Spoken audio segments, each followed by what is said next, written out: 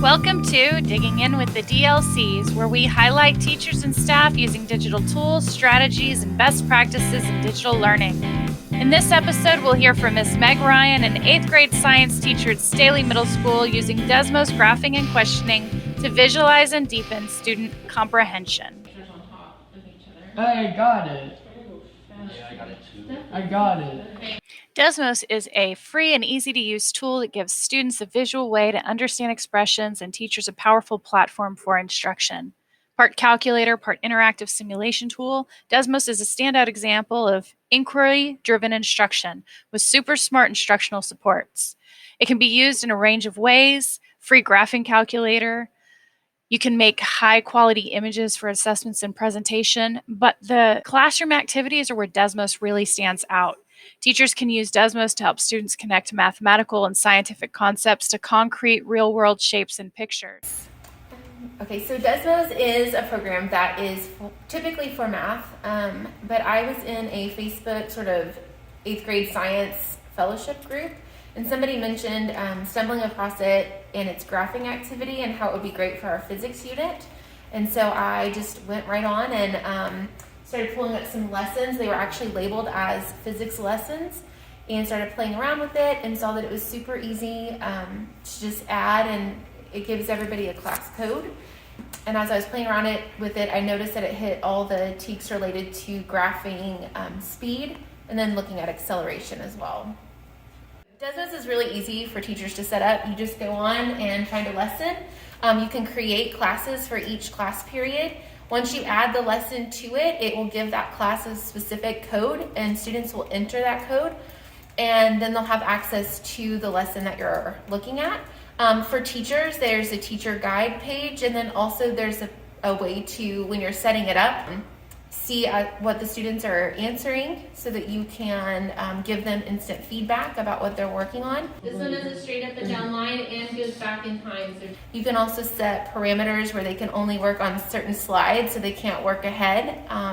And you can also make it to where everyone goes back to one slide, so that everybody's looking at the same thing at the same time. And there's also ways on the program to show what the students are working on to the entire class, and you can put it on anonymous view where it will keep the kids' identity sort of so that, so they're not embarrassed if they get something wrong or if you're trying to show a way to fix something. Once you set up your class and everybody joins it, it will have their names.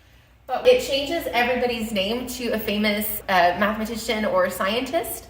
And a lot of times the kids think it's really interesting to click on the name and then figure out, like maybe go Google search and see how that person was famous, if it was, a boy or girl, or, when they lived, if they're still alive, what their contribution to math and science is. American mathematician. I've never. But it puts that up instead of their actual name. You, the teacher, can still see it, so it's not completely anonymous, but when you're working and showing it as whole group, each student's identity is sort of kept secret. There is a way to make Desmos from scratch. There's a way to set up your own graphs and have kids respond to it, but the lessons that I chose that were related to our speed TEK, they were already created, and there was 2 different levels. One was sort of engaging the kids and getting them interested in it, and then showing them how to manipulate the different lines on the graph and relate that to speed and distance and time, and moving away from a reference point and back.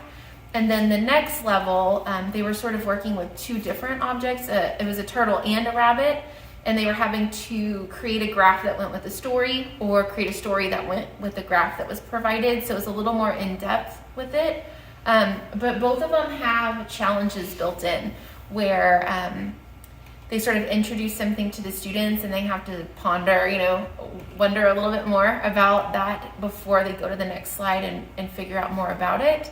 And then there's some application, and one part is sort of like Frogger, where they have to move their turtle or set up a graph in a way that the turtle doesn't run into any snakes as it's crossing something. Go, turtle, go! Yes, sir. Yeah, you got it. Actually, I died 3 times. Okay, that's cool. Okay, let's see. Come on, turtle man. Ashley, yours is funny. So that little challenge part for them to get it right it made the lesson more engaging for them. Another reason why I chose Desmos for the standard was right now I'm teaching kids both face-to-face and virtually, and I needed something that would translate to both learning environments easily. Also during this time, I had a lot of kids that were quarantined from a sports team, so we had kids that were sitting in the class at home, virtual classes. Once you set this up, it doesn't matter if the kids are in front of you or if they are at home. You can see what they're working on and which slide they're on. You can still, share this on Zoom, and you can project one part of it while you're looking at a different teacher view. So it made it very easy. It was an easy resource for the environment that I had, having both face-to-face and virtual students. And there's also a way for students to edit their answers. So again, it's really just looking at what the kids are doing in real time, being able to adapt and change and talk to them one-on-one if they are off track. It's an easy way to model those students that are getting things correct or letting them work together. Desmos really increased student engagement because all students like to play games, and there's a lot of kids that are motivated by different challenges. And one of the things that was featured here was the students had to create a graph that would get their turtle to cross, and it showed them what graph they created, and then it had sort of what they should have created their graph to do. So it had like a mirror image of the turtle. So they had a challenge, and they could fix their work if they needed to change it. So you can see here the kids could then draw their graph, hit play to see their turtle walk the graph that they created, and then they could use the eraser tool and fix mistakes right then. And if they got it right, I allowed them to raise their hand and say I got it, and then I would showcase that to the classroom. So it was really turning these graphs into a game, which really increased student engagement. And then so this was one where they had to, then the turtle was starting in a different place, and they had to draw the graph for the turtle to get back to where it started from. So that was really good practice. And then they had the reflection questions at the end so that you could see if they really got it. Another way that this really brought inquiry to life was it would give them maybe graphs that they hadn't seen at all before. And before they would move to the next slide to find out, it would ask them, what do you think this graph is doing? And you had to provide a written response as to how you thought the turtle was going to move with this weird shape that they may not have come across before. And then once they were able to go to the next slide and see how it worked, so you can see here, it said, what story does the graph tell about the turtle's journey? So they had to guess the ways that they thought what would happen, and then on the next slide it revealed it. So once you hit play, it showed them, and it really was sort of challenging for them. So just being exposed to the different types of graphs and the different types of movement, I think really it allowed them to look at things before they were just given an answer.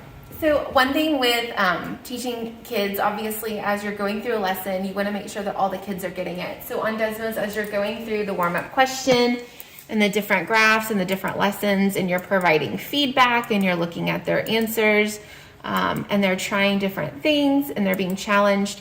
One of my favorite things about all the Desmos lessons that I've used is that at the end you have a reflection question where the students are then, either creating graphs or giving their answers to 2 questions about the graphs to see did they get it or not.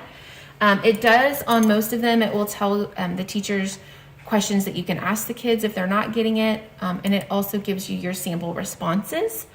So that way, with this type of lesson, you know that the second that it's over, who's getting it and who's not getting it, so that you can make those adjustments for the kids that are still not grasping that concept, who may need a little bit more practice. So it was a really easy way, again, no matter whether they're in class or online, for me to know who's getting it and who's not getting it. Wait. Camille Jordan, that's Camille Jordan. All right, let's see. Let's watch and see. Went past, made it past that snake, waited, scooted back, Dodge.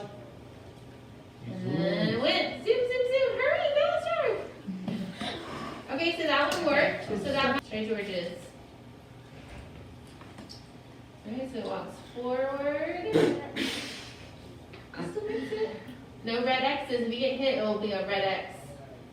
Yeah, worked. Good job. Anybody else get it?